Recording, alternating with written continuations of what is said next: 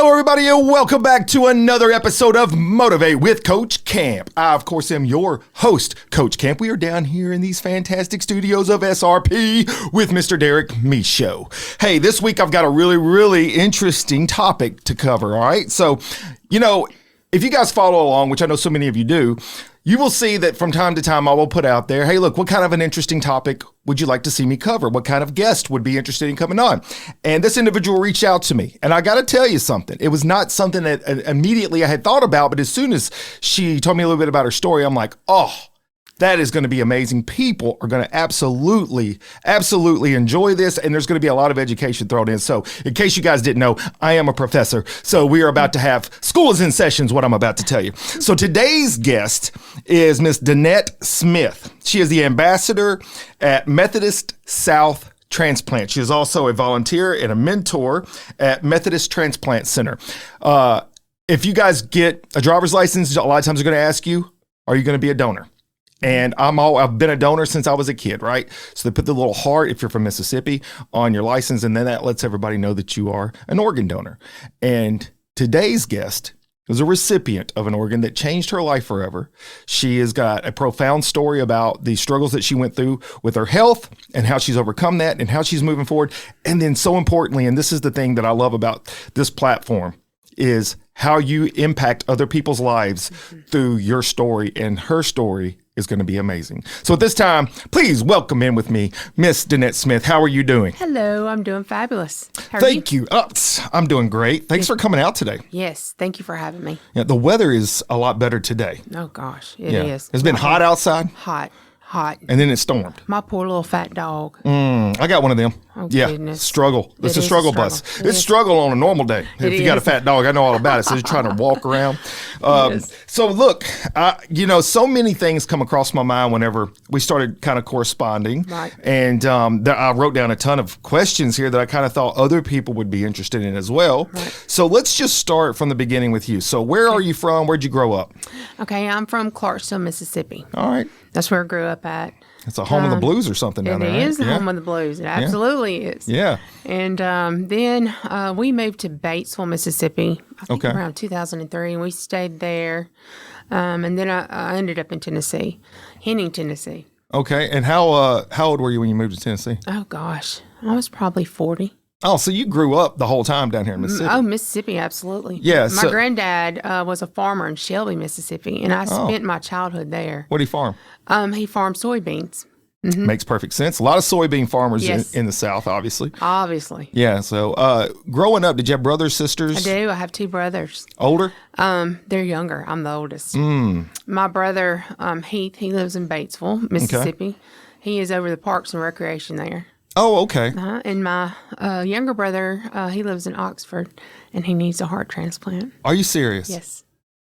All right, so I didn't know that part, so I'm going to make a note of that one. Yeah. Because this is definitely, so this is interesting. So did you have other people in your family that had, organ issues or health issues? Now, my grandmother had some heart issues, but it never was anything that was life-threatening. It was taken care of by medications, but no. Yeah. So growing up, genetics were okay? Yeah. Wow. And so what age was it whenever you started having some health problems? I've always had health problems for some reason. Like, I was young. So as a kid? 24, I started having major health issues, and a lot of it is hereditary. Yeah. That's why I was curious. So you say your yes. family, your mom, dad. But nobody was ever diagnosed. Okay. Yeah. Diagnosed with anything other than just your normal high blood pressure, things like that, diabetes. Yeah. But if they had it, I got it. I'm telling you. So at 24 was the first time you started seeing something. So growing up Yes. in your teenage years, even early 20s, pretty good. Yeah. What kind of things did you do? Sports? No, I wasn't a sports person. But I love to sing. Okay. Music is my passion. I can rap. Oh, well, good for you. It doesn't take a lot of talent on my side, but you know. I'm relating. I've karaoke'd a few times, but There you people would go. say I'm more of a performer than a singer. Yeah, there you So, go. Well, karaoke's fun. It is fun, yes. But I grew up, and music was my passion. I loved music, piano, just anything music related. You could play? I can play some, Okay. Yeah. but I can sing a lot. Yeah. I love to sing. And my daddy's a musician, but he's also sports. Anything sports related, he's doing it. Okay. My brother's also sports related. Yeah, over the parks department, right? They got the same one, right? Right. Yeah. And my kids are sports. Okay. And but not me so much. Yeah. So growing up, did you think you were going to be a singer? Was that a goal? No, I knew I wasn't never going to be no singer, like a famous, country singer. Yeah. But I did want to sing for the Lord, though. Yeah. And hey, look, I got the gospel singing. Yes. Elvis Presley started out in gospel, so he sure did. That was his start, and absolutely. So singing, there's a lot of genres. So I was going to ask you, what was your flavor? And so gospel sounds like it was maybe the main one. Yeah. So that's good. Absolutely is. So do you still sing? Yeah. You want to hear a story? I would love to hear a story. It turns out we are all about stories here. So I've been singing since, I guess I've been in the world, my mom said. And so anyway, when I got sick and got put on the ventilator in 2021, I stayed on there for about 4.5 months on the ventilator. And so when they pulled the tube from the ventilator, it paralyzed my vocal cords. Oh, man. So I couldn't even talk. I couldn't whisper. I had to write on a board. I couldn't swallow. I couldn't eat. I had a feeding tube. And they did a lot of injections. They wanted to put like something in there so my vocal cords would touch so I could whisper. I said, no, I'm just going to pray about it. I'm just going to pray about it. And so I did. And about a year later, you know how sometimes you bargain with God. I don't know if you do that, but I'm like, God, if you just do this for me, because that was my passion, was singing. What was I going to do? So for a year, you couldn't talk? No, I was whispering. Wow. Hoarse, but it would come and go. And they said, talk as much as you can. Yeah. I said, that's not going to be a problem for me. It wouldn't be one for me either, it turns out. Because I love to talk. Yeah. But anyway, about a year went by, and I said, Mama, listen to this, because I'd be in my room singing. And she said, oh, you're getting your voice back. Well, it wasn't long. I was singing. Wow. Absolutely. So I've been blessed by God giving me that talent back. Yeah. And I use it. Yeah, I do. You know what? Maybe we'll drop some tunes before the show's over. We don't know. So that's right. So you get sick in 2021. What are the symptoms? I got sick in 2016. Oh, okay. So tell me about the first time you started feeling ill, and then what those symptoms were, and what the road was like. All right. I was a runner, like an avid runner. Okay. And I started running fever one night, and I told my husband, I have 105 fever. I think I need to go to the emergency room. So anyway, it went on from there. I was in the hospital for about 2.5 weeks. And just came on suddenly? Suddenly. Wow. All of a sudden. And they thought it was a tick bite. Oh. Because I was a runner. And you're in Mississippi. Exactly. Yeah, that makes perfect sense. So they did all the tests for that, came back negative. So my rheumatologist started researching things, and a couple of years went by, sent me to Vandy to get a diagnosis, and they diagnosed me with Still's disease. So hang on. So when the initial moment happens and you feel bad and you have a fever and they think maybe it's a tick bite, and obviously now you're fast forward in 2 years. So what is that 2-year path like? What are you going through during that time? It was horrible. So was it constant fevers, body aches? Yes. What it was. I would start running fever about 3:00 every afternoon, and it would go through the night. So it was every day, just about. Every single day. I had every night, and I was still working at this time. What were you doing? I was a office administrator for kidney and dialysis office and units is what I did at the time, and we did research. And how old were you at that time? It's 2016. So I'm 50 now. So how old was I? I don't even know. 40. It's making me do math. So it's 8 years ago, yeah. No, 40, 42, 43, something like that. Yeah. It was around my 40-ish. I was in my 40s. But those 2 years were absolutely pitiful. Yeah. And so had you, at that point, you had already been diagnosed with Wilson's disease? Not that point. So at 2016, this was really the start. Still's disease. It was Still's disease. And what is the overall symptom / treatment for this? Still's disease comes on suddenly. It's usually found in juveniles. But yeah, it can I did be read something about that. It can be adult onset. So mine was adult onset. The symptoms are fevers, rashes, swelling, joint pain, confusion, things like that. The treatment was chemotherapy. So just like cancer. Mm-hmm. Wow. At that time, that was the only really treatment was the chemotherapy. And I'm assuming, just with a little bit of medical understanding I have about this, so I guess that is to damage the cells that are creating the problem? To kill those cells. Yeah. Because it's like your body, kind of like lupus, it attacks the body. It's like an autoimmune situation. Yes, it is an autoimmune disease. Yeah. And so I went through a couple of rounds of chemo, but it wasn't strong, so I didn't get sick and I didn't lose my hair. Okay. So that was a good thing. And it did help some. Mm-hmm. But then they came out with these immunosuppressants through IV therapy. And so I would go once a week. For about 6 months, I did that. Then I started getting symptoms of the Wilson's disease. So with the Stills onset, and obviously it sounds like that it's a pretty rare disease anyways, even more rare in your adult years. Yes. And so for the doctors to be able to figure this out, first I want to ask this because somebody out there that may be going through this moment. Okay. What was your doctor path? Because you start out with the primary care, I imagine, and then you start getting referenced out. Yes. Who was it that was able to diagnose that? It was my rheumatologist. So the rheumatologist eventually figures that out. He figured it out. But listen to this. So he sent me to Vandy. Okay. And they confirmed the diagnosis of Still's disease. Okay. The chief of radiology actually saw me there, and she said, yes, you have Still's disease. So where do we go from here? What was the testing for that? Was it just blood test? It was blood. Imaging? Okay. All of that. Looking everything. At my joints, MRIs. I mean, they did everything on me. Also, I had vasculitis, which came along with the Still's disease. It was in my brain. It was the inflammation of the vessels all over my legs. It was horrible. But so Dr. Patanak from Methodist, he was my rheumatologist. I always say he saved my life. He really did. He sent me to Dallas. So we made a trip out to Dallas to get treatment for the Still's disease because I went to see a specialist. So him and Dr. Patanak, and I forgot that man's name because I only saw him one time. But him and Dr. Patanak communicated on how to treat me. Yeah.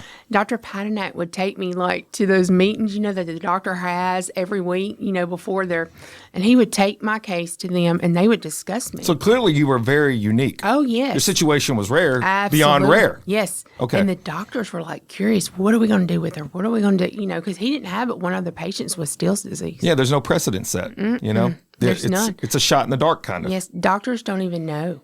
Yeah. They have no clue how to treat adults.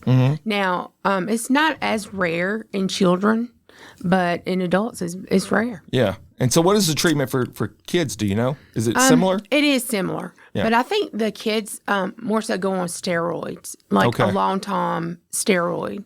Prednisone, something like that. Prednisone, And they do have infusions, but I think the children are more so on the steroids. So as you're going through these phases, these seasons, one, there's a lot of questions I'm sure that's constantly popping up. You're curious yourself. If the doctors are trying to figure it out, you're like, where am I going to go next? How is this going to get figured out? Yes. What is the support? Because this is the behind the scenes part, right? So what's the support system like at your house? I had a great support system. You need that a lot of times. People, it's hard to get by. You have to have a support system because without a support system, you feel alone. You don't know what you're going to do. You feel like you're going into a pity party all the time, like a hole. Yeah. But my support system was great. Yeah, that's very important. Absolutely. And it is important for What do you say to somebody that doesn't have that, though? Where would you connect? Let's just look at it from this perspective. So you have family. Let's say you don't have that. Let's say you're a solo act in the world. Where do you go? Are there groups? Yes. Okay, talk to me. There are groups. Like me, I'm a mentor for Methodist. And I was weaving it that way. So. I'm a mentor for Methodist University, and I'm an advocate for, patients. Sure. So, for instance, there's a man that I mentor that doesn't have a family support. When he was receiving all his diagnosis to begin with, he was so depressed. Yeah. He was 70. Wow. And the cutoff is 72 for transplant. Oh, wow. So he was so depressed, but I got connected with him. They gave him my number, he had connected with a guy before, but it didn't work out. He didn't like him. It wasn't just, So anyway, he connected with me, and that man has done a 360. I'm something? talking about. So he had his transplant 10 months ago. Well, guess what? That was a liver transplant. Last month, he had a kidney transplant. Oh, my goodness. But you know what? His attitude was totally different. Yeah. It is your mindset. Oh, no doubt about it. You no doubt about it. have to be like, hey, I'm not doing, I'm ready to get well. Yeah. You get so sick of being sick. That attitude, that mindset is something that you have to have. It's got to be positive. It's got to be. Because if not, you're going to go down in a deep hole. I bring all that up because, first of all, having a sudden onset and diagnosis of something that's rare that you have so many questions to, it is easy. And obviously, this is normal. What I'm about to say, this is a normal reaction and feeling is to feel like you're a victim of something and to feel like that, why me? Why am I being picked on? This isn't fair. Life is tough and this is even tougher. And so, it's easy to kind of get into that mindset there. And then with that kind of thinking, the depression and the sadness will take over. And here's the fact, and I can say this confidently as a medical practitioner, when you have a negative mindset and you're pessimistic to things, you will have a sudden decline. And people that have that positive outlook, you will see them get better. There is a thing called dying of a broken heart syndrome. Yes, broken heart syndrome happens a lot of ways. Sometimes it's the loss of a family member or friend. Sometimes it's the pity and the sadness that you feel for things that have happened to you, which is normal. Again, I say that because it's not like I'm saying that you shouldn't have that. I understand where it comes from, but it's important to know how do you get away from that and how do you go in a better direction. Absolutely. And so mentors is I think it is like the angels on earth, in my opinion, because the truth is it's so easy for a person to have gone through something, survived it, and then just be happy with their life. It is something different to go through something, survive it, and then realize now you have a message. And a person once said this on my show, and I've remembered it forever, and whenever it applies, I say it over. So I'm not coining this moment, but an individual told me that they wanted to make their mess their message. And when you have a mess in your life, and it could be either your fault or not your fault, that's right. Either way, it's so important that you share that with other people because now you're going to connect on a level that you were actually given that opportunity and purpose to, and you miss your purpose if you don't share that. Absolutely. I think God has been preparing me all my life for this. I believe that. I absolutely 100% believe that. Yeah. And he is using me in ways I never thought he could. Or could have had you not gone through it. Exactly. That's the way you have to go through it. You have to go through it. But Yeah. I wouldn't wish it on anybody. Absolutely not. Absolutely not. But if I can help that one person that needs it, that doesn't have that support, that needs that extra push to get through, Yes. I want to do it. And now you have that opportunity. Absolutely. Because, I could go in and have the same message. I like to use this too as an example. And we're going to continue down your storyline, but I think sometimes it's important to kind of infuse some thoughts and ideas and bring some clarity maybe to a moment of what we're going through here. I could say something to my child. And it makes perfect sense to everyone around me, and it's great advice. My kid doesn't hear it because I'm not a kid, and there's no way parents know. You, a stranger, could go tell my kids the same thing, and they're like, oh, that woman's very smart. I know. So sometimes they have to just see a different relation. And if I go and tell somebody about Steele's disease and possible treatments and possible paths to a better mindset, it's not going to sound the same as when it comes from you. Right. That's been through that. Exactly. And so that's part of what I want people out there that are watching this to say, hey, look, I've been through some tough stuff and I'm sitting here in this corner and I'm not sharing that with others. Right. Maybe that's the mission. Maybe that's the purpose of why I went through those things. A friend of mine once said that he values the fact that he understands the gift of rock bottom. And sometimes you got to get to rock bottom to understand why it's so important that you were there is to share it with other folks. So as you were going through these treatments, what's the prognosis? Are the doctors saying, hey, look, we have a pretty good path? At what point does it sound like or look like things are going to get better? Or maybe there's no thought of it getting better as far as the Steele's disease part goes? They said that it could go in remission, Yeah. but it's unlikely. Okay. So I was like, what am I going to do? Yeah. Am I going to have to continue these treatments for the rest of my life? Work. I was worried about my work. Were you able to work at this point? I was working. You were working, but you were afraid maybe at some point you wouldn't be able to. My doctors that I worked for were wonderful, though. That's awesome. I mean, they really took care of me. They made sure I was taken care of. If I needed anything, they were there. Yeah. Absolutely wonderful.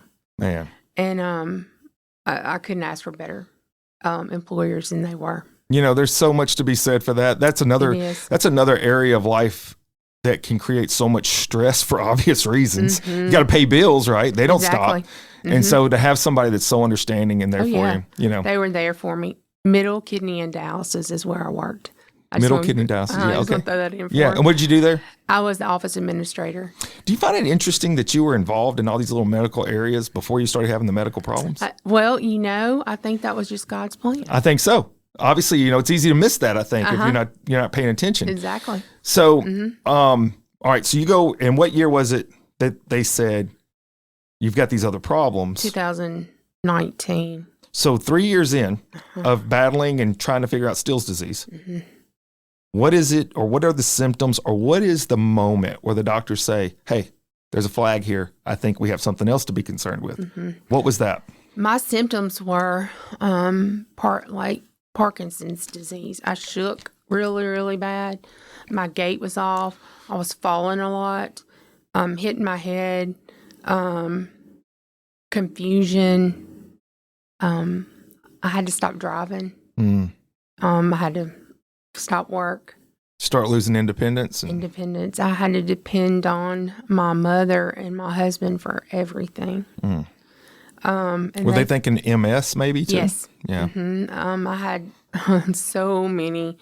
Let's see. I had 3 bone marrow biopsies, spinal taps, 5. I think I had of that. They just couldn't figure it out, and finally went to a neurologist.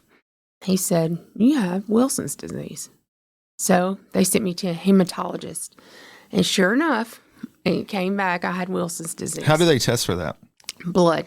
Okay. So specific, I'm sure. It is. Looking for types of proteins in the blood or something. Copper. Yeah. It is an abundance of copper. That builds up in the liver. From what I understand, it builds up in the liver and you can't process it. Because our body has copper anyways. Right. This is just an abundance of it to the point it starts to damage the liver, correct? Exactly. Okay. So it's kind of like, and it's probably not exactly, but anything that goes through the liver where the liver has to detoxify it and it has an abundance of that, it will actually start to cause cirrhosis, which is a hardening where the liver becomes really hard and its filtration process is not effective. You're exactly right. Which you'll start to get, you'll start to have backup of bile, and you'll have jaundice, and your eyes will turn yellow, and that's your liver starting to die on you. Did you ever have yellow eyes? Oh, I was yellow all over. You were yellow all over. So the jaundice starts to happen, and that's a clear sign that there's liver failure. Now, you'll see this a lot of times with like an alcoholic, where they have drank so much that their liver is shutting down on them. It is. And so Wilson's disease creates this through the copper. Yes. And so initially, was there treatment options that you could maybe take medicinally or shots or something like that? What was that? I took a pill, and I took it twice a day, and I forget the name of it because my ammonia levels had built up so bad in my body that my ability to make decisions was gone. Oh, man. I had to be given my medications. I didn't know. Sometimes I didn't know where I was or what. And that was a normal effect of the Wilson's, disease. Yeah. Because the ammonia level, when it gets so high in your body, that's the reason why I went on the ventilator. Oh. My ammonia level got so high that it shut down, like I lost my breathing. Were they thinking at that time this might be That's it. terminal? They said they called the family in. Wow. And what year was that? Do you remember? That was 2021. And so you're on the ventilator, from yeah. 19 to 21 was, oh my gosh. Another rough. This is the thing. Like, I would fall and I would get, like, my husband would find me in the floor, like in the middle of the night, because I didn't know. My ammonia level was constantly building up. And I would get up and I was like, there's somebody pushing me in this house. Like, I'm just not falling down. Yeah. Come to find out, it was the ammonia level making me have hallucinations and things. And you had no memory of when you would fall and stuff? I guess, yeah. I would just be all bloody and bruised up and just swollen to, it was bad. Like, I would have to go and, they would have to drain the fluid off of me, stick the needle in and drain it. And it was just. Danette, how easy would it have been to give up? Oh, I was ready. Yeah. It's like, I just want to give up the ghost. Let me go. But I told God. Yeah. I was dead serious. Either heal me or take me. Yeah. Please. Because it was so, I couldn't walk. I couldn't go to the restroom by myself. I couldn't bathe myself. I couldn't feed myself. It was that bad. And you're young. Yeah, I'm 50. I mean, I'm talking about at that time. At that time, I was younger. Which is just 3 years ago. So you're mid to late 40s. And I'm 51 today, by the way. Just happy birthday. Well, thank you. And so I feel old at times. Don't get me wrong. Exactly. You wake up and you're sore and you're like, I didn't do anything. What was I sleeping and doing last night? But at the same time, I feel like there's a lot left in the tank. Exactly. And I want to do a lot still. Like I have ambitions. Okay. Right. And so for you, I mean, you're young and it's taking a toll on you. And you're not seeing an end road because the doctors are doing what they can. But at this point, it's like you're not getting better. So what are the options? Obviously, you're intubated. So what are the options? What are they saying? Well, you have to get better to get a liver transplant. So you have to be healthy? You have to be healthy, but you got to be sick. Exactly. You have to be healthy enough where you can withstand the surgery. Sure, because you got to go in there anesthetic, and then there could be blood products. There's a lot of stuff. Sure. My heart had swollen. It had a lot of pressure buildup in it. So we had to get the pressure down before they could do surgery, the liver transplant, because my heart would actually explode if they did myocarditis. that. Yeah, you're just going to end up shutting it down. So let me ask you this. So getting on the liver transplant list, what is that process like for you? Because I don't think it's easy, but I could be wrong. I've never had to do it. It's not easy. Okay. You have to go through a process of tests, and you have to go, your medical history has to go before board. Just say at Methodist transplant, it has to go before board, and these doctors make the decision, okay, is she bad enough? Is her scores bad enough to put her on the transplant yet? Or are we going to treat this and we're going to wait? So that's what they did for, a couple of years. They treated the symptoms. Yeah. But of course, it's called a MEL score. It's like a combination of things that they put together and they see how bad, it's just not your liver enzymes. It is the whole thing, So they did that, and my MEL score actually got up to 30, which a normal is below 19. I was going to ask you because I didn't know those. Yeah. A normal is below. So when it started getting up to 21, I was like, oh, no. It's like, what are we doing? Yeah. So they told me, you're going to have this. So, and when at first when they tell you you're going to have liver transplant, I'm like, no, I'm not. No, I'm not going to have that, So it is a reality check. Sure. It is. But, anyway, so they treated me for a couple of years, and then what were those treatments, by the way? Medicine, just medicine, just medicine. But obviously, I had multiple hospital stays. They were weeks at a time, sometimes months. Through those 2 years, and I'd get better, and then they'd say, "Okay, well, we're going to do this test to see if we can get you on the transplant list," and then I'd get worse. So it was back. So it's kind of like the balance of, it's almost an oxymoron. It's like you're not sick enough yet, but you got to be this sick. But once you get this sick, we got to get you back to okay. I get it, but I don't get it. You know what I mean? Crazy. It is absolutely crazy because you have to be, like I said, healthy enough to withstand the surgery. That's a huge surgery. It's huge. Yeah. How long did it take? Do you remember? The actual surgery, my doctor said usually takes about 6-7 hours. But he said, I'm going to do it in 4.5. I said, now look here, this is not a race. I said, we are not winning money. Did you know?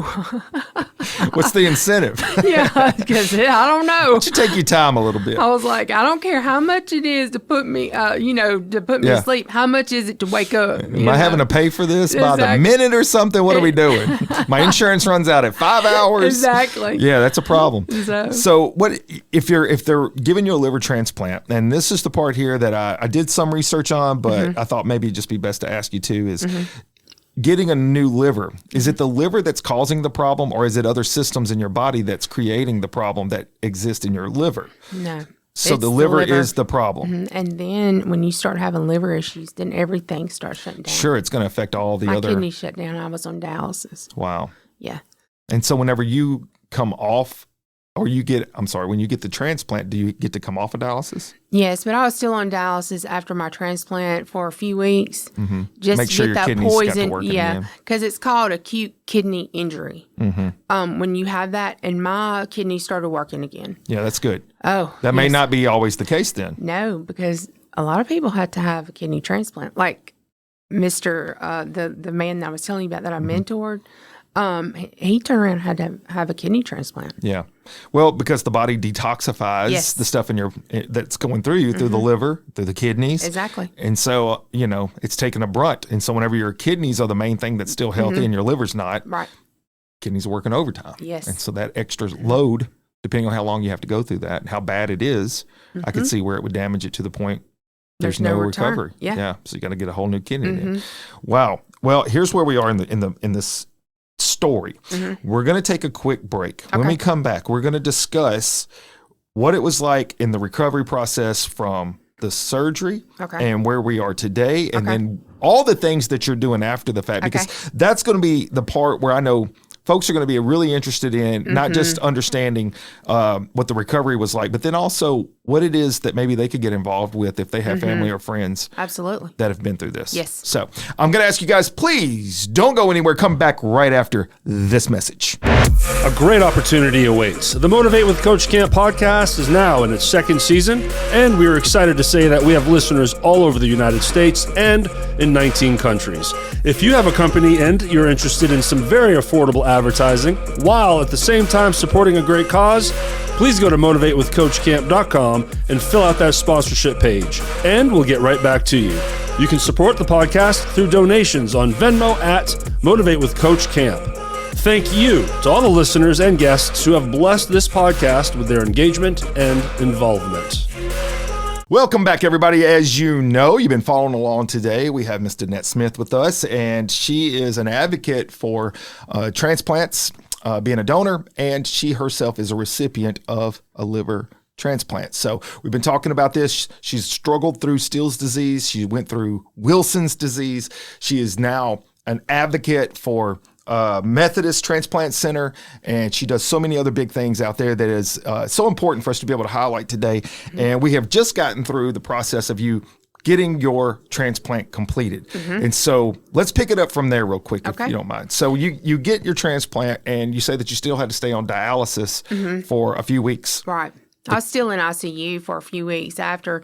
Usually, if you don't have any problems, they'll let you go 2 weeks. I think I stayed 4 weeks after my transplant because I was on dialysis. And so when you finish that up, what is the expectations? I guess is probably the best way to say that is like, what were you thinking you could do, and what was the doctors telling you could do when you got out and went home? Well, I was thinking I could conquer the world. Let me tell you that. You're like, hey, this is behind me now. Let's go. I was up walking the next day. My mama was. Let me tell you though, I had a mother that was a drill sergeant. Okay. You were in the military, so you know how they are. I'm serious. Yes, I know. I told my mama, I said, I think I need to go back to the hospital. Just let me go. Tough love, huh?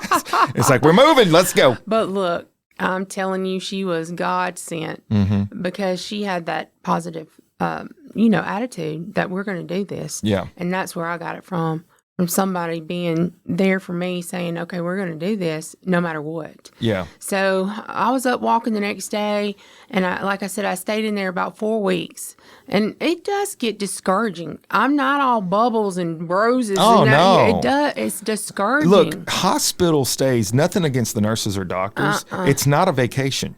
We stayed in there a long time. I went in there on January the 19th of 2022. And honey, I didn't get out of there till the end of February. Yeah, it's a long road. It's a long road.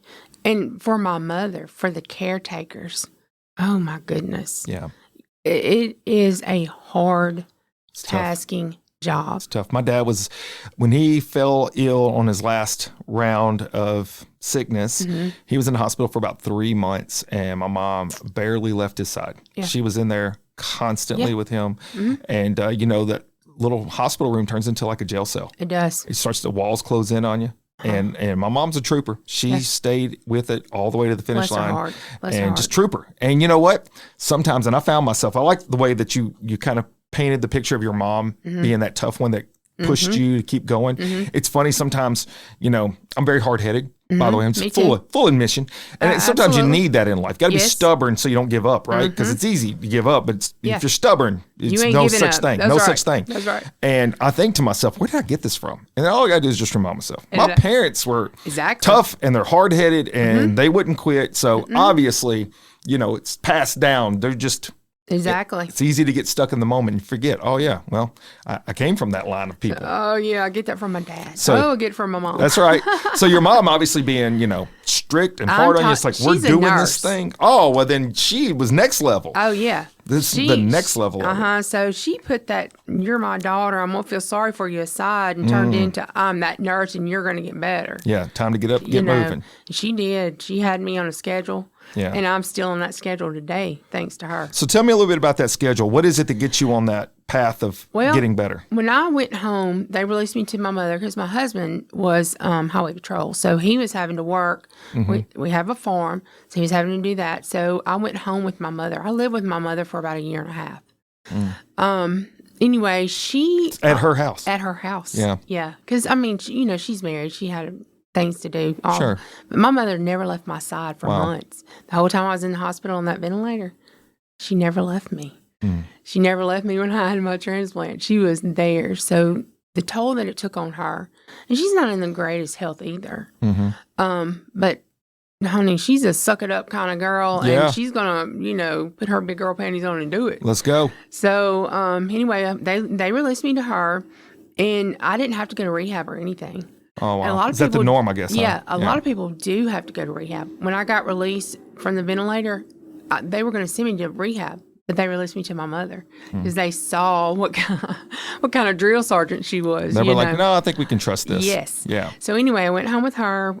She had me on a schedule. I had to weigh myself every day. I had to take my temperature every day, and I had to check my blood sugar every day because I'm a diabetic. And so we had to do all of that at the beginning of the day. She had my breakfast fixed. You're eating. I don't feel like eating. You're eating. Because when you have a liver transplant, you lose all of your appetite. I could only imagine. It's gone. Yeah. Everything tastes like nothing. You just don't want to eat. Yeah. But I ate a lot of ice. Well, that's to keep you hydrated. It does. But I'm telling you, it was obsessive. But come to find out that when you have liver disease and you have all that ammonia, it is like one of the traits, you become obsessive over different things. I had to carry a pair of tweezers with me at all times. Really? Don't ask me why. Don't even know. Interesting. My mama said if I didn't have those tweezers, I would just go nuts. I don't want to become a psychologist here, but just hearing you say that and then having heard some of the other stories from other guests with other problems, I would only associate that to being your safety thing. Exactly. It's like a kid with a blanket, It right? is. Or something. So that became your thing. My almost pair of tweezers. Who knows where it came from? I don't know. But, that makes sense to me in that respect. Right. Sometimes a person just needs that one item. Right. It's like a fidget spinner for a person with ADD, maybe. Exactly. So, I wish we'd have had those when I was a kid. I probably needed it. Me too. Exactly. So your mom definitely plays a huge role in your healing. Yes. Where is the rest of your family at this point? Your kids and stuff like that. Now, my kids in Bates, one of them is Batesville, Mississippi. And of course, they have their own lives. Yeah. They have, and my daughter's in Florida.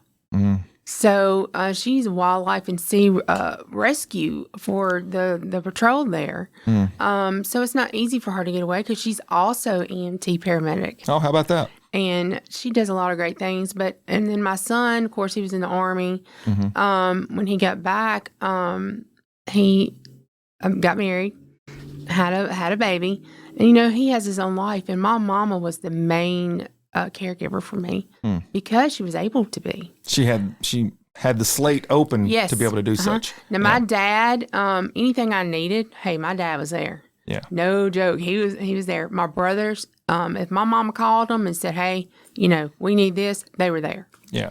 So full support system then. Oh, absolutely. Main time caregiver, but you had resources if you needed Exactly. them. They were go-getters, honey. I had to eat Jell-O for a long time. If I needed Jell-O, and when I went home, from the ventilator, I was on pureed foods. Yeah. I couldn't swallow. Hey, my mama put that stuff in that blender, blend up. Yeah, But if I needed anything, my family was a huge support system. I thank God, because people who don't have family, I'm going to tell you this. There was a guy that was in the room next to me when I had my transplant. He had a transplant and had a stroke in the middle of it. He had no family.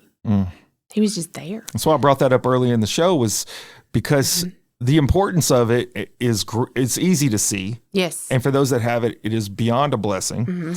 But then we recognize that's not everyone. Nope. And that's why I was kind of leaning that way, because I know that you're a mentor, and then now you're telling me about that guy. So it's just... My mom would go over there every day and spend about an hour with him. He couldn't talk. All he could do was blink. Wow. But he knew that my mom was there that hour. The whole time we were in ICU, my mother would go over there and spend time with him. People need people. It's that simple. Absolutely. It's that simple. And it doesn't have to be blood related. No. Just knowing someone's there and cares about you, right? And so volunteers and folks that, offer their services or whatever that looks like. And I just want to, it's different, but it's kind of similar in what we're talking about right here. My aunt, whenever she was younger and had better health, and if she's listening to this, and she does listen to a lot of shows, I'm not saying you're old, Aunt Sheila, I'm not saying that. I'm just, when you were younger, so I'm saying. That's right. She had an organization called Loving Arms, and they would just go to hospitals, and this was back in the 80s, 90s, when HIV was really, there was so little known, and it was extremely taboo, and people were like scared to touch a person that had HIV, and they would go to hospitals to the babies. How awesome. I don't guess it was NICU. It was probably just where they were born, that were born with HIV, and they would just rock with them. How awesome is that? Because they knew the importance of touch and love, and a child knows that. And so they would thrive because they were being held and being rocked. Yes. And that was just a volunteer nonprofit organization that she started. So I say all of that to say what you're saying about this individual that was next to you. Don't undervalue spending a few moments with a complete stranger in a tough time. You don't understand just how much that might mean. Oh, absolutely. That's what I do. I don't care if I know the person or not, but if they need me, if they need a hug, they need a kind word, you better give it to them. Yeah, I think, you're missing an opportunity to bless yourself, even though that shouldn't be the incentive, which it's not. But it's like, I know personally, if I'm in a bad place, whatever is going on in life, I do something nice for someone else, it makes me feel better. Absolutely. God blesses us like that. Yeah. The saying, giving is better than receiving, is not cliche. No. And it doesn't have to be monetary. Just Never. time is the most valuable. Exactly. So going back to the fact that you've come home now, you've overcome so many different obstacles, and you were intubated, and when you come out of all that, you've lost your voice, and your voice was one of your comfort zones to be able to sing in that, and you give yourself full encouragement to stay the path without having to do invasive things. Right. How important was it to you to work those vocal cords to be able to get back to being able to sing? Because I know if I lose a talent or something that I have used for whatever years, whatever that is, whatever that thing is, talking might be my thing. I don't know. And all of a sudden I can't do it anymore. You lose a part of your identity. So how determined were you? Do you think your surgeries and everything else you went through helped give you the tenacity to keep working forward and the belief that it would come true? Absolutely. You have to have faith. You have to have trust in God to, mustard seed. I'm telling you, my passion is singing. And I'm not saying that I'm, all that, but I'm telling you, if that's where you love it, to sing. And you need that then. Yes. And I lost that for a year. And I kept asking God, please just let me get it back. Please let me get it. He did. He let me get it back. And just to have that talent back, to be able to share it for God, for His kingdom, man, there's no other feeling than that. And I have a testimony about that. Yes. A huge testimony that I could share with people and maybe help somebody out there that's going through the same thing that I'm going through. Yeah. Not necessarily a transplant. It could be it could be anything. Any hardship. Yeah. Exactly. Yeah. Show where God, you can see over what you've been through. You can see a light at the end of the tunnel. Yeah. Just knowing where you come from without the assurance or guarantee, I guess is what I should say. Yeah. You have the guarantee of something. How much do you think that your positive mind played into your overall health? 100%. I mean, a guarantee, right? Yeah. You've got to have that even when it's the darkest hour. Absolutely. There is I did an example once with one of my speeches and had all the lights turned out. And then I just did a lighter and flicked a lighter on. And it was so pitch dark. If you've ever been in a room that's so dark you can't see your hand. Yeah. It was like that. And so that light starts to permeate. And then just in a very short amount of time, things start to appear in front of you. Exactly. And so what I'm getting at is it doesn't take a lot of light, a lot of positivity to get moving in the right direction, to be able to see the possibilities. And you being able to do that and then have that testimony, like you said, of coming through it. Yeah. That's going to give somebody that opportunity to turn on. That small light is all it takes to start moving forward in a better place, because the positivity is important and the faith is what gets you there. You know what? I had an attitude of, I have to do this, I have to do that, I have to, like read my Bible, I have to do that.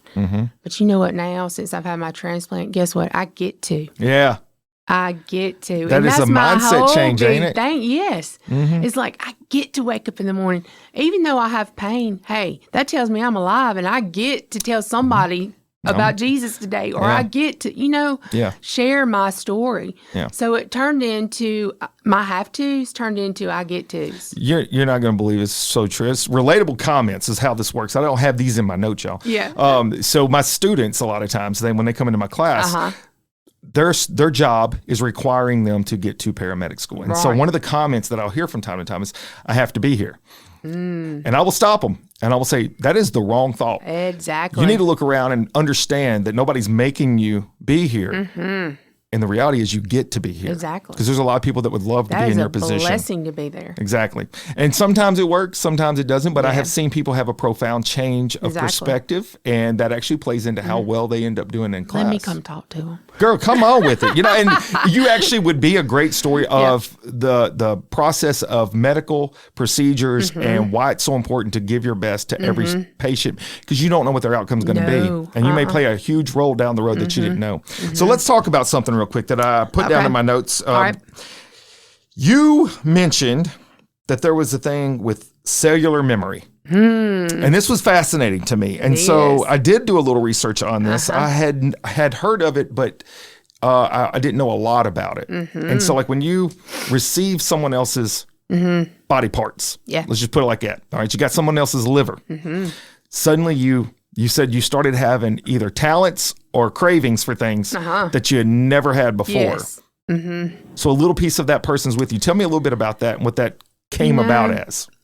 I don't know my donor. All I know is he's from Georgia. He was 45 years old and he was on life support. That's all I know about him. And you have a chance to write a letter to your donor after a year. I've written my letter. I hadn't heard anything back, and that's fine. Some do not want to be, don't want to know anything, and that's fine. I'm just thankful that I got my liver. So anyway, I started having cravings for milk duds. I never like milk duds. They stick to my teeth, and honey, I gotta have milk duds every day. Isn't that something? Oh my goodness. Then I no longer working, so I told my husband, I said, look here, I got to do something. So I think I'm going to start painting. He said, what, you going to paint the house? I said, no, Joker, I'm going to paint, so I started painting, and I found out I'm really good at it. Interesting. People have my paintings hanging on their walls now. And you've never done it before Never done it. Never done it. No classes? No. Wow. Just looking at, I look at a picture and I think, well, I can do that, And so that's what I did. Yeah. And it has really, really, it is a stress reliever for me. It is something where I can take time and kind of connect to God during that time while I'm painting and say, God, you know what? You gave me another talent that I can use for your kingdom. Yeah. That's another talent that I can use for him. I truly feel this way. I think that, and I believe this, it's not that I think it, I actually truly deeply believe this, that we are uniquely made. And, obviously DNA is different. So there's, you are only of one person on earth that is like you, never before and never after. And so those unique building blocks, the cells that make you up, it makes perfect sense to me that we are created for a purpose, and those purposes sometimes are never met because we never explore what our options are in life. And so if you're not looking for what is you're meant to be while you're on this earth, you might miss it. So that's why I encourage people, follow your heart, follow your passion, pray about it, and it will be revealed to you.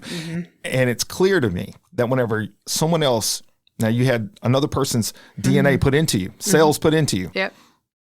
that it makes sense that you would have a connection Yes. there. Yes, You know, and absolutely. I've read a lot about that with heart transplants. Yes, it's more common More common with heart It transplants. is more common. And it's Sure actually is. a lot of stories out there about that. Absolutely. Yeah. I mean, people have complete personality changes, you know, with heart transplants. Yeah. But my husband said my personality changed too. Okay. But I think myself, it wasn't so much somebody else's liver. I think that my mindset changed as in, oh my gosh, God let me live. And I should be doing something for him. Yeah. And I should, you know, make people so much an advocate for, you know, being a donor. Yeah. I need to do that. Yeah. And you mentioned as the show was starting, someone that received a heart transplant. I was getting, who was that? My brother needs a heart transplant. Your brother needs a heart transplant. So is this, what is he diagnosed with? He has high blood pressure caused Okay, his, so- it was uncontrolled high blood pressure Got you. that did that. Yeah. My brother is 6'7", Wow. wears a size 17 shoe. Oh my God. And he's younger than you. He is. He's only 43. Wow. That's young. It is young. And, you know, they're treating him right now, and he's doing pretty good. But the end result is they said that he is going to have a heart if Yeah. he wants to live. Wow. So, you know, it's up to the person if they want to have the transplant or not. You know, they're not going to push it on you, absolutely. But I think people get to a place where it scares them enough. They're like, oh my gosh, I'm going to die. I got to do this. Because I was in denial for a long time. Like, I ain't doing this. You know, I told my mom, I said, I'm not doing no transplant.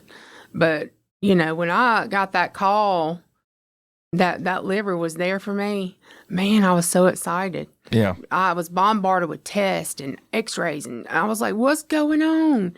You know, my nurse Was there fear of rejection of it? Because I know sometimes your yes. body will. Absolutely. But you know what? After I had my transplant, I have not had one hiccup. Wow. That's amazing. Nothing. That's great.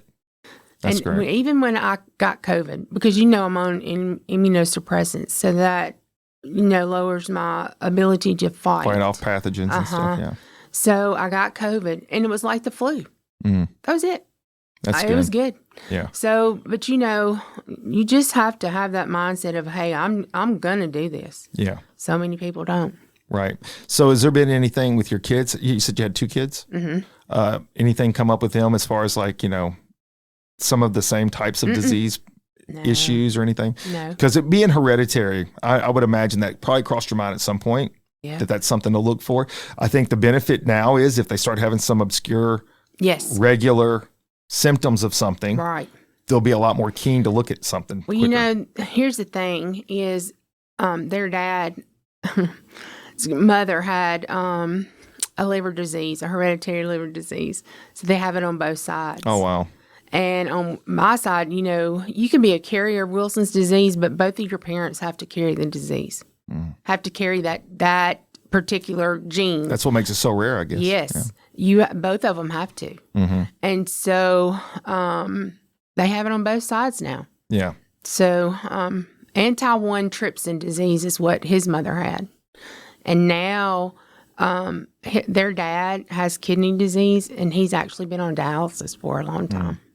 So understanding what the symptoms are, recognition, early Exactly. treatment, Yes. and that there is a path to being better. Yes. Those And are be all a- important things. Be to an point out. advocate for yourself. Yeah. I mean, because I'm not saying that they're bad doctors, but sometimes they miss things. Oh, 100%. Well, they're human. Yeah, they missed diagnosing me in time for my liver. They missed it. Yeah. But you know, they're human. Yeah. I mean, And it's a rare thing. It is rare, and it takes a while. You know, anyone with autoimmune diseases, on an average, it takes about 5 years to get diagnosed with the right disease. Yeah. You have to be your own best advocate Exactly. for your health. Exactly. You know, and there's been several examples of that's come on my show. Miss Carol O'Byrne, which is one that comes to mind about her daughter and the illnesses that her daughter went through, and the doctors Yes. were missing it, and that she was so persistent that this is not normal. There's a problem. have to be.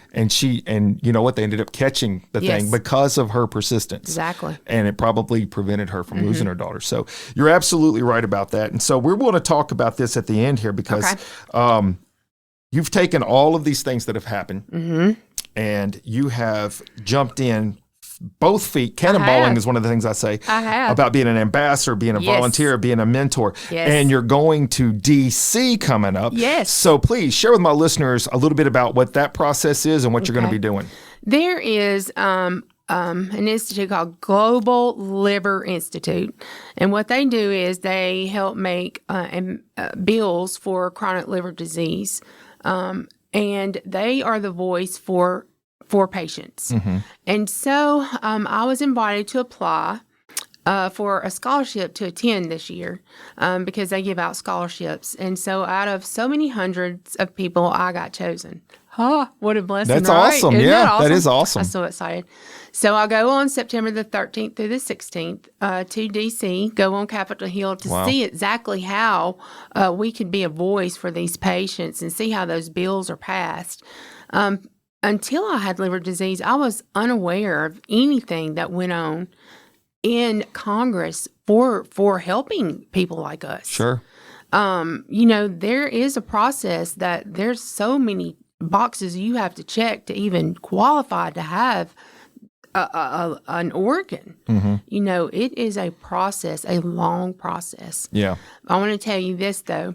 When I got on that liver transplant list, I was listed one day and I had my liver 4 days later. Wow. That is unheard of. That's amazing. Tell me that's not God. Yeah, I'm with you on that one.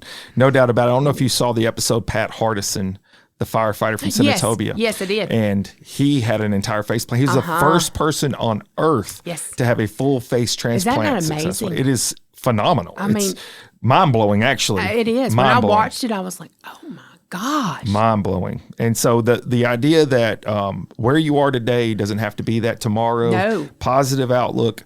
Push forward. Don't give up on yourself. Be your own best advocate. Yes. And if you have an opportunity, build yourself a support team. If you don't have the family members that are in place, how do people get a hold of you if they need a mentor, if they need to connect with somebody because they're going through some kind of organ issue, specifically liver in this case, how would they get a hold of you?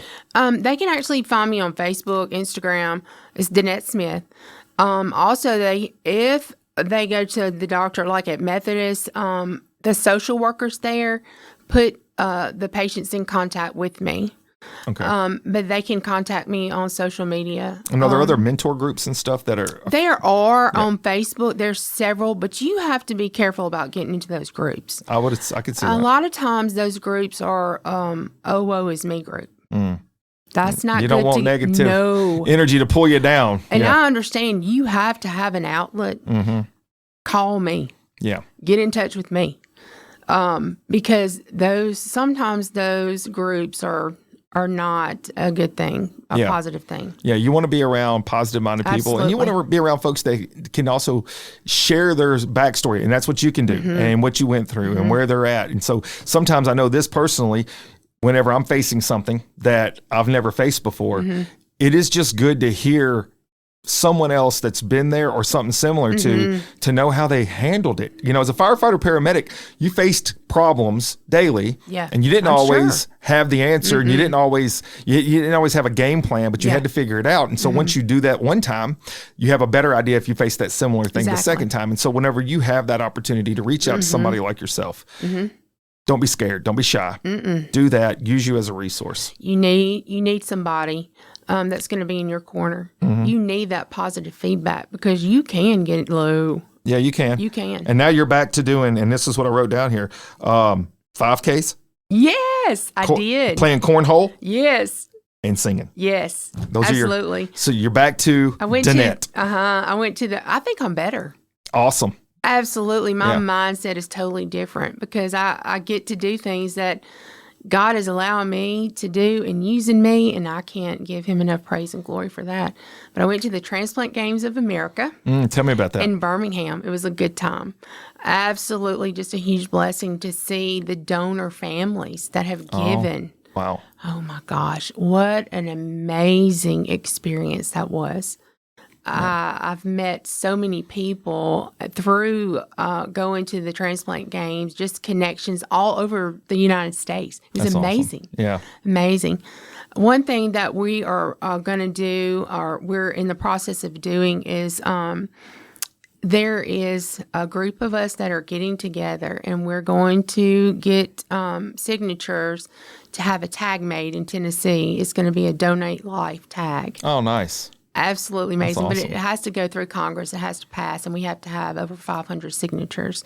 So we're getting all that together, and what we're going to do is there's going to be a little bar you can scan and then sign up to get the tag, but we have to have at least 500 for it to pass in Congress. I think that you should be able to tackle that pretty easily. Hey, I think I can get it by myself. By yourself. But we do have advocates out there that are helping us, and it's going to be a good thing. That's awesome. Yeah. So, Ms. Danette, fantastic story. Thank you Yes. for sharing with my Thank you for listeners. having me. I know this much. Every time I have an opportunity to get behind this microphone and my guest sits across from me, I learn so many different things. So this is, as much as my listeners get out of this, I get probably more. Isn't that awesome? It's incredible. It is. It is absolutely incredible. So for a last thought, what would you leave my listeners with? Some kind of thought, idea, conversation? Just because everything looks dim doesn't mean it has to stay that way. Always be looking for something positive. I was in my darkest time, but my mother and my support group helped me get through that, and I could see the light at the end of the tunnel. And once you reach that light, golly. It's amazing, ain't it? Amazing. Every dark cloud has a silver lining. God is so good to me. Yeah, that's awesome. So good. Danette, thank you so much. Thank you for having me. You're a true blessing. Thank you. I appreciate Absolutely. that. And you are too. You keep up the good work. I appreciate it. I Hey, watch it. if God gives me breath, I will be behind a mic. Absolutely. Yeah, thank That's you so good, much. Coach. Thank you. Hey, to my listeners, thank you guys. You tune in, you send me comments, you send me guests, and I appreciate all of these things because this is not about me. This is about us. This is about we. That's why it is Motivate with Coach Camp. I'm going to ask you, please continue to go to my website, motivatewithcoachcamp.com, subscribe to my YouTube, and until next time, Coach Camp out. I love the chase and the hunt, and I set the pace when I'm running. I always take what I want, and I always give it 100. Don't need a bank, no, I'm funded. Play the game like it's nothing. I'm always thankful for something. Don't take for granted, stay humble. Now wake up! It's time to look at the enemy. Look in the mirror if he is no friend to me. It's not working out, man.